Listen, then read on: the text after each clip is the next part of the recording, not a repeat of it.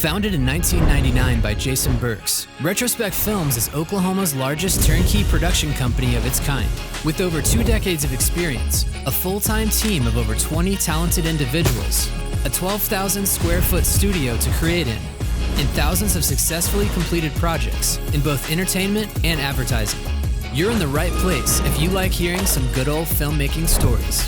On this podcast, we will discuss the pursuit of creating things and the problems we solve by digging up projects from across the last 20 years and giving you a glimpse behind the scenes where the magic happens.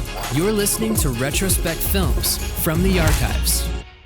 Hey everybody, thanks for joining us on Retrospec from the archives, where we discuss the pursuit of creating things as well as the problems that we solve in that process. So over the last year, we've been digging up old projects that we loved working on and kind of dissecting the details and going through all the little behind the scenes aspects that are interesting. So today I have my wife, Tayler. Hello. Garber. Burks. Oh, I was like, that's not my last name. That's your new middle name. It is my new middle name. Because you didn't have a middle name. I did not have a middle name. And I didn't want to lose my last name. When you married me, you bonused a middle name. Yeah. It's kind of cool. That's a fun fact. Awesome. It is fun. And then we have Madi Detter. I don't know your middle name. I should. It's Kaylee. Kaylee. Mm-hmm. I didn't know that. Maddie. I like it. Kaylee Detter. That's and me. it's not Madeline or Madison. It's Madison. It's Madison. It is. Let me start over. Madison Kaylee Detter. Ooh, we got the full names going on here. one of the brightest, smartest, most creative humans I know. It's true. So kind. Yeah. So I'm just glad to be hanging out with you. And my full-time job. How lucky am I? Woo. So today we are going to talk about something that must have been one of the coolest projects we worked on in 2022. For sure. The conception came in the very end of 2021. The phone calls. Oh, yes. And the we're going to do this. Uh-huh. Wait, did we shoot in 2021? Yes. No. There's a lot of I footage. can't remember. It took a while. We may have gone and just shot stuff, but I don't remember if it was had a specifically purpose. for Wow. I feel like I have no idea. what the timeline was. I just remember that somewhere in the fall, I think I remember maybe October, getting an email from the Royal Gorge saying, we would like to do a new theater video. Yeah. And the idea was at the Royal Gorge, there is this park. It's awesome. There's a huge bridge. There's a giant gorge. There's all these rides. There's zip lines. There's gondolas. There's bighorn sheep everywhere. Everything you could ever want. It's so fun. And they have a theater. And at this theater, they tell you the story of the Royal Gorge. Now, I remember watching this video, and I'm not going to be overly critical. It was good. It was really good. It had a lot of good information. Now, I criticize everything, but I'm not going to criticize that. It was a good video. You just thought you could make it better. But I thought we could make it better. And so just because I love those guys, and actually one of the ladies that is in the one we made was the one who made it. And it was really an honor. They reached out and said, hey, we made this video like a decade ago. Would you be interested in making it again? And I'm like, boy, would I ever. All of my childhood dreams. Yeehaw. So I think that, it's funny. I handed off to Tayler and said, Tayler, come up with a bunch of creative. Yep. You came up with a bunch of creative. We literally sat in a room. It was Jessica's first test to become part of the creative development team. I don't want to call it a test, but one of her interview process things. And we watched the old video and we just had an hour brainstorm of what are things we liked about it and what are things that we could do different. So. And then I remember, which I think we actually might have gotten an argument over this, but it's fine. You had multiple creative approaches and I was like, I love these. Do that and bring them together. Because there was the documentary aspect of people talking. I actually think that came later. Because I think the first concept that we pitched, we loved the competing voices in the original one, but it was kind of sporadic and random. So we created 2 characters, the narrator, which is the voice of God, very typical of Nat Geo and all those, And then the second one was an animated something. We didn't know at the time of our creative, but Devin had vocalize seeing Jurassic Park and the DNA strand that pops out. And she was like, maybe we can do something like that.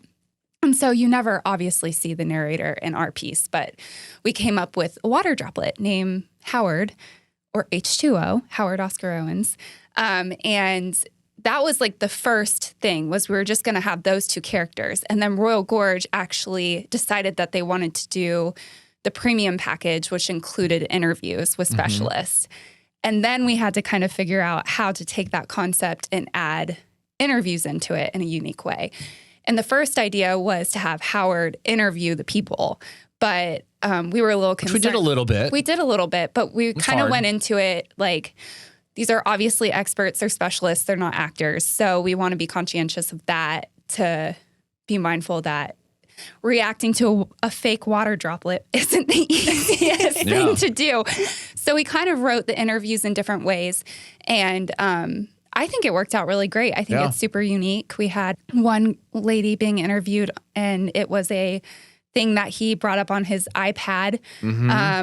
Joshua, which was the geologist or paleontologist, so sorry.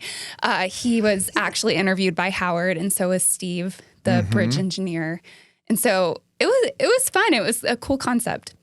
So let's talk a little bit about some of the post aspects, and then we can kind of dig through pieces. Obviously, there's a lot of writing. So Taylor's like writing, which was so fun. I did the shooting. So, but we only had to shoot like 3 or 4 days. We did have the opening scene, but we don't have to get to that yet. Okay. We shot a lot. There was a lot of tandem elements. So we get into post-production. Some of it's straightforward, but honestly, I feel like, gosh, 80% of it was you creating as you went, coming up with what you want, and really all of us just saying, that's awesome, keep going. But talk to me a little bit about your approach to this, especially when it very first came to you. Because, I mean, obviously I remember us talking about how long it would take, and it's like, it's always like, it can be better if we take longer, Yeah, for sure. It's always better if you take longer. Yeah, give me your feelings.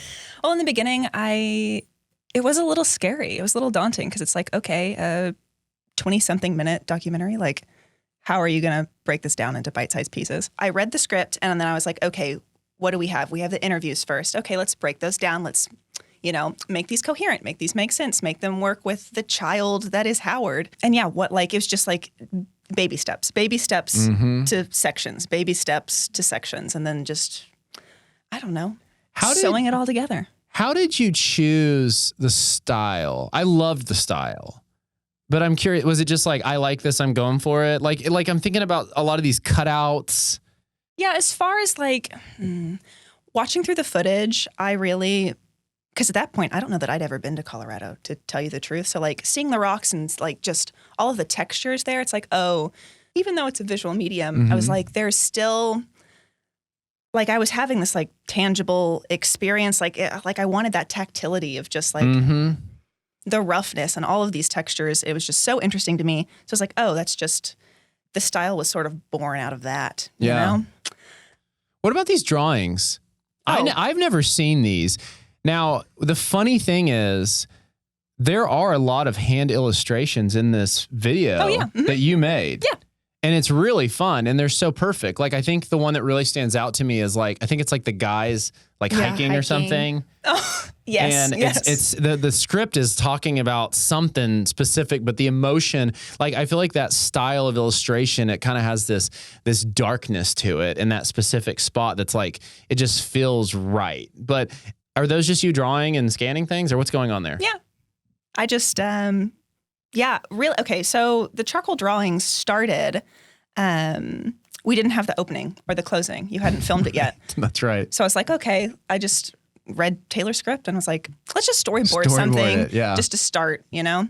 And actually that was the first thing I did, I believe, before cutting the interviews, just because it felt safe. That sounds weird, but just because it felt safe. Yeah, it's like, I felt more in my element, just being like, oh, I'm going to draw something really fast. Yeah. And then I made these semi-crude drawings that. Which one of these were used? Something beautiful. I don't know that any of these are. Are these the storyboard elements? These are just, and they're all numbered and they're cute. I don't know, man. That's awesome. I remember when we very first saw those, I was like, well, dang, like those are really cool. I hope I don't jack up what I'm shooting. No, hopefully it helped. It did help. I don't know. No, it really did help.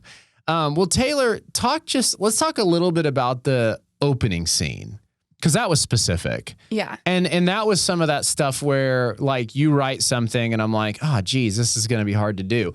It's beautiful and amazing, but I was concerned because I'm like, we have to go execute it now, you know? Tell me a little bit about that concept and then just watching it come to life. I think for the opening and the closing, I really wanted the entire piece to have the sense of we are part of a bigger story. And so the opening, I felt like it was really important to have a girl or a younger girl on a Via Ferrata experiencing something that had been around for decades. And then you see her story unfold at the Royal Gorge at the end. And so when I was envisioning it, obviously it's more poetic, sunrise, sunset, all that fun stuff. And yeah. And then what about the period aspect? Oh, yeah, that came into play a little bit later.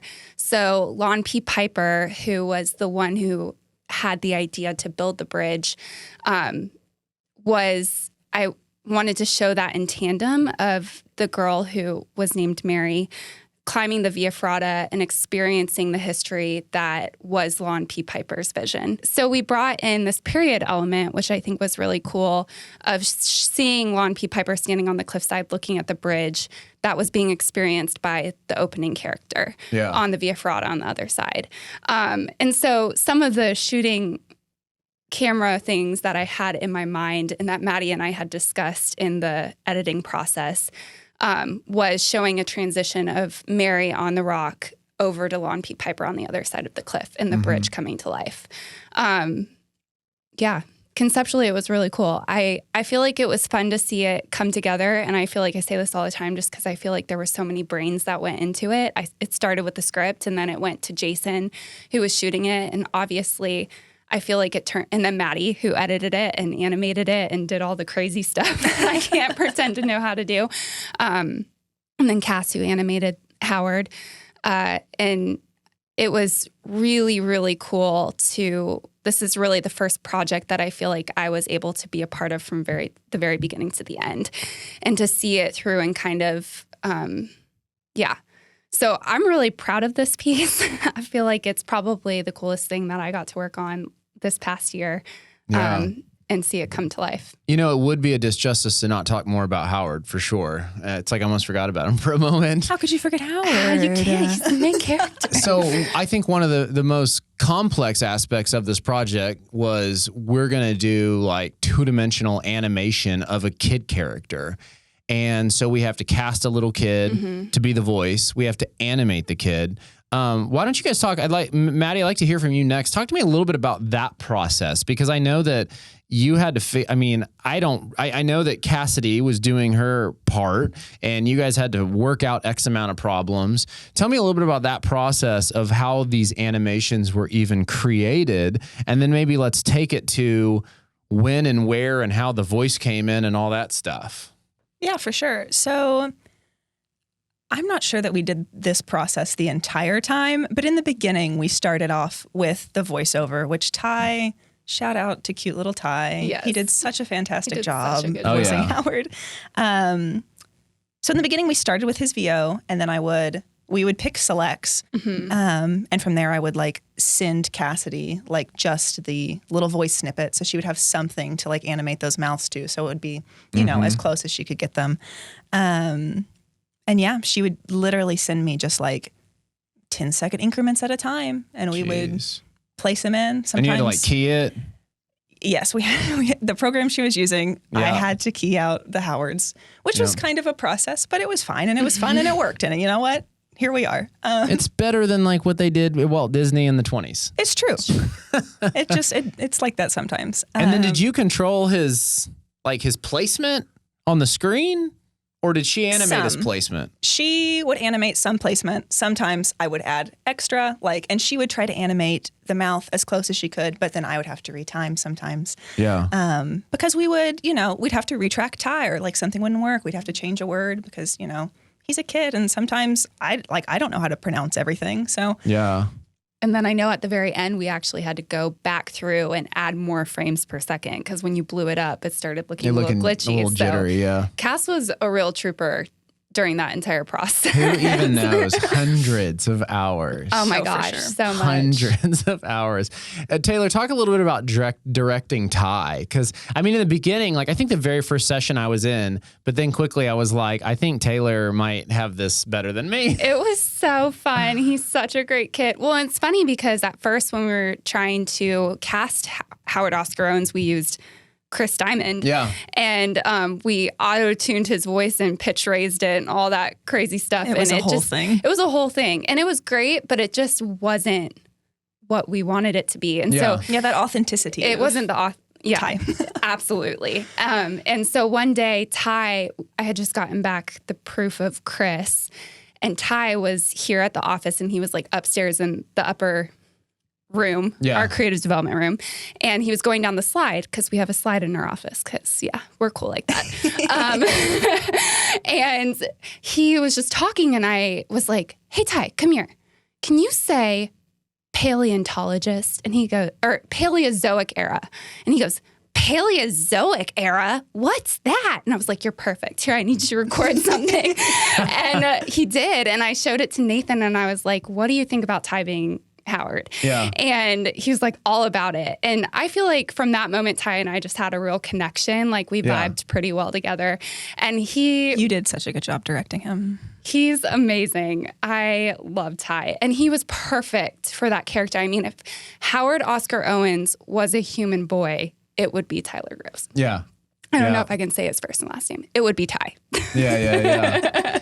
Well, and then, another level of complexity, we have this really incredible voiceover talent, where was he from? Was he? California, who played the voice of God, this really smooth voice that was this great contradiction to this little kid know-it-all. And we had to then go direct him remotely through the phone. He's tracking. I don't know how much got re-recorded. I know for a while I just tried to play the voice of Ty and be an annoying little kid while he reacted over the phone and recorded his stuff and sent it to us. You also did a great job with that. I listened to all of that. You were another great Ty. Well, did you listen to me during the interviews of the paleontologist trying to pretend to be the annoying little kid as I was interviewing? Because I was trying to get his reaction so that when you put it there. I know. But I thought that was an interesting, unique experience too, that worked out. Wouldn't you say? 100%. And he was amazing. I mean, we only had to do 2 sessions with him. Yeah. But I really feel like he grasped the character of the narrator because we were trying to get that like grumpy old man vibe. He doesn't sound like an old man, but just that like wise character, like I know everything, and here's this 6-year-old. I was here long before you ever showed up. Absolutely. And he killed it, which could have been really hard because he's not hearing Ty's voice, so we're putting it all together without anyone really knowing what's going to happen. Real acting for sure. And I really feel like their voice chemistry was hilarious. It was so perfect. And I love it because I feel like this entire piece, it's really something the kids can enjoy, but it's also something adults will think is really interesting. There's intelligent information in it. Absolutely. For sure. And that was our hope from the beginning. Last little question, then we'll close up. Madi, I'm kind of curious, what would you say was your favorite sequence and why? Because every time you put up a proof, it was like my birthday. I was like, oh, there's a proof up, yay. And you get to watch a new section. And then I started being like, well, crap, I don't know if I like that one more or if I like the one before that more. And then another one would show up and I would like it more. But I'm curious, which one did you like? Which sequence did you like the most? As far as the animation goes, I'm not sure if it's the 3rd or the 4th section, but there's like a little mountain and a little flag that pops up and all of these little I don't know, like wagons and things that come in. And I don't know that I like that section the best for no reason. It's just my favorite. Just your favorite section. What about you, Tay? Did you? For sure that one. When little Ty or Howard turns into Bat Masterson, it's like gold.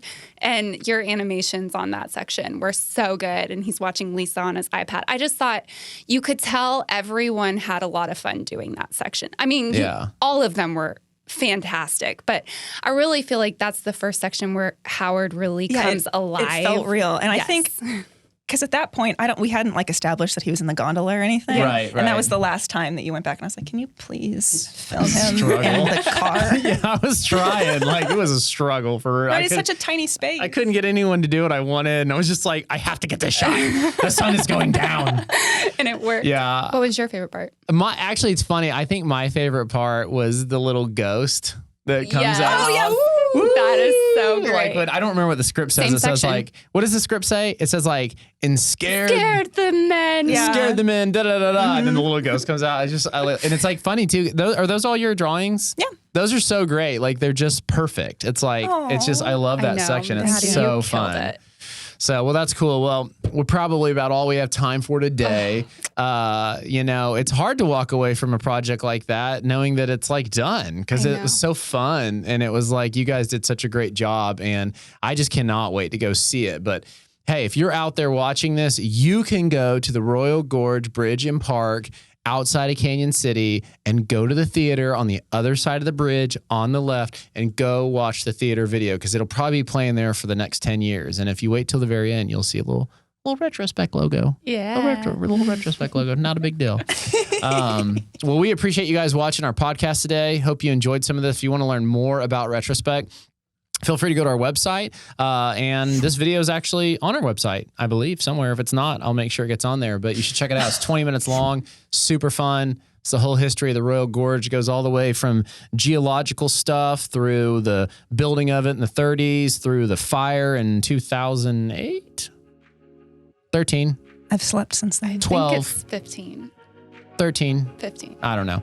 And it coming back to life. But anyways, that's all for now. Thanks so much, guys. Appreciate you. Goodbye. Bye. Bye.